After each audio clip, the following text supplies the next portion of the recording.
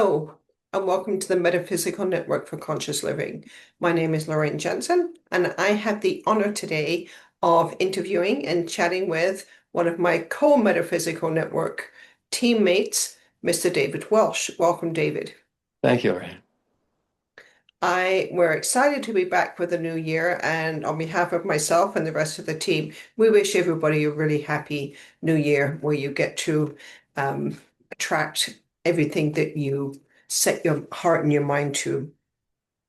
So, David will be speaking at the Metaphysical Network at the Unitarian Fellowship Hall at 595 Townsite Road on Tuesday, January the 27th at 7 p.m. And his topic is titled The Reality of Past Lives and Reincarnation. That's fascinating all in itself, but let me tell you a little bit about the Metaphysical Network, and then David and I will jump into a little chat. So, the Metaphysical Network for Conscious Living helps people seeking community connection and spiritual development by feeling inspired and empowered. We do that by providing enlightening experiences through seminars, workshops, web podcasts, fairs, and conferences. Now, David Welsh is very much a part of our team. And on the 27th, he's going to be up front speaking to you about reincarnation. And one of the many things that David does is to help clients to experience a meaningful past life. And David, I understand that your first past life regression occurred in 1988 in Vancouver. Is that correct? Yes, in one of my old high schools where I used to work, and in actually one of the rooms that I used to be a teacher in, an English teacher. Wow. Do you want to tell us more? Well, a gentleman was going to be talking about past life regression, and my wife said, David, your old high school, they're offering teach a school in a day for $30, I think it was, an opportunity to experience a past life regression. And we talked about it, and I said, sure, I'll give it a try. So that's what happened. So I signed up. I was sitting in one of the desks that I remember I was teaching students in at one point, and this gentleman came in and he started a recording. And he said, he said, ladies and gentlemen, I will use this as an induction. They will take about 15 minutes. That's what he did. And all of a sudden, I had two amazing experiences. It simply blew my mind. So I knew that I was out of my element or into something that I'd never experienced before. Wonderful. I've had a couple now, both of them with Lisa Holloway, one privately and one in a community setting. And the first one I did, well, both of them have been great, but the first one was mind-blowing. Mm, Mind-blowing. I was like, oh, it was just so good. And I really have been able to, what do I want to say? Really been able to relate that to my current life and having bought pieces or traumatic experiences from there into this lifetime. And I've seen how it's shown up. It's amazing. it's It, wonderful it, how it happens. it answers questions, right? It answers Absolutely. questions. It certainly does. Wonderful. So what are you going to be doing? Tell us what you're going to be doing that evening. Well, I'm going to be going through a list of people who have, over the years, brought forth powerful evidential experiences and evidence for us to sort of cogitate on, so that we realize that this past life stuff is not only just their gift. We all have these gifts, but basically we live a life in which we've got to focus on our day to day, and that's just the way it is. But the lessons that are learned are still kept in the subconscious, and they are available, and given the right circumstances, they can come forward. So that's part of the way the hypnosis works for people. So how do you have proven evidence? Like how does what does that mean? Well, for example, I'm thinking of James Leininger, one fella who was shot down over the sea in Japan.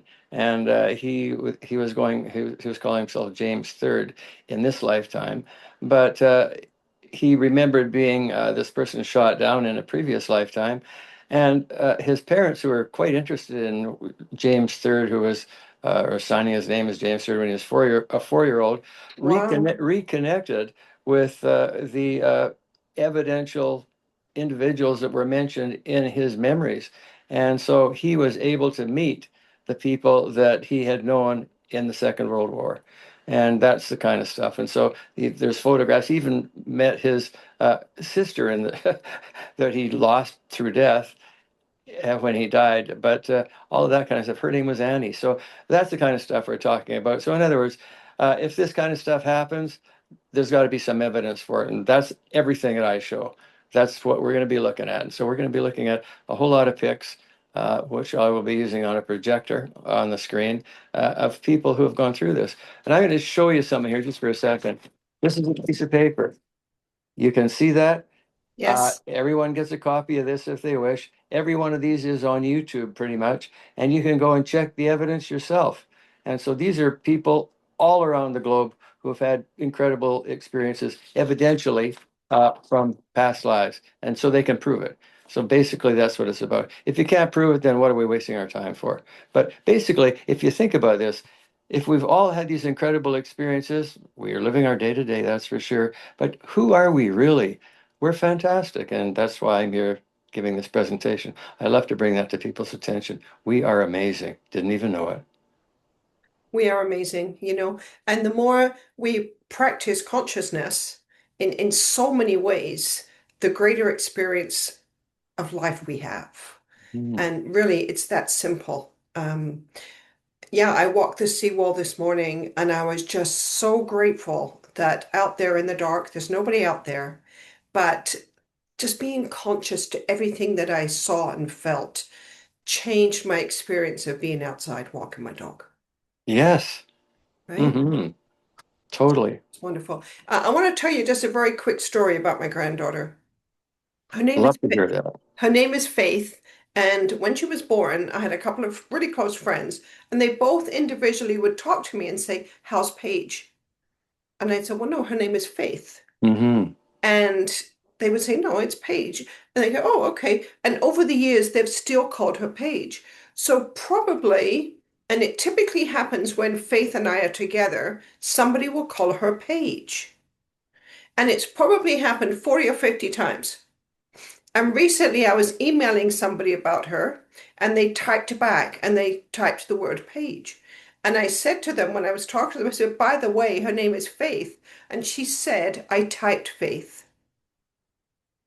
Oh, I love that one. Isn't that interesting? That is beautiful. Yeah. And so when it happens, we just look at each other now and go, "Oh, we've known you before." Okay, the big comment on all of this stuff, I think, is that we live in a conscious universe. Yes, And if you want to wrap your head around that, I've got books on it. I mean, I don't just listen to it and walk down the street. No, no, there are many books on this. We live in a conscious universe, and that is so much bigger than any of us individually. And so it's comforting. it is. It is. And when we collectively come together and become conscious of that, is that, like we are one. Like, Absolutely. and the more we do that, the easier it becomes to manage when things aren't fluffy and beautiful. Lorraine, when you say that, I get the chills. And when I get chills, that means truth is coming through. So I really appreciate your comment. Thank you. The oneness. The oneness. It's all about oneness. Yes, it But is. you know what? I'm so excited to unfortunately, I won't be there, but I'm so excited that you're going to be there sharing this message with people. And I would like a copy of that sheet, that's for sure. I will certainly get it to you. Do you have anything else upcoming that you'd like to share with everybody? That's the big one. So I'm going to look forward to that. And I know that our metaphysical group is going to be bringing many wonderful things forward. And so it's a pleasure to be with the group and work on what we do. Thank you. Thank you. So everybody, um, Please join us at 595 Townsite Road in Nanaimo on Tuesday, January the 27th, to hear what David has to share with us. He's very much educated and conscious self. So thank you, sir. Looking forward to meeting all of you wonderful people at Townsite. Thank you. Happy New Year and be blessed, everyone. Thank you.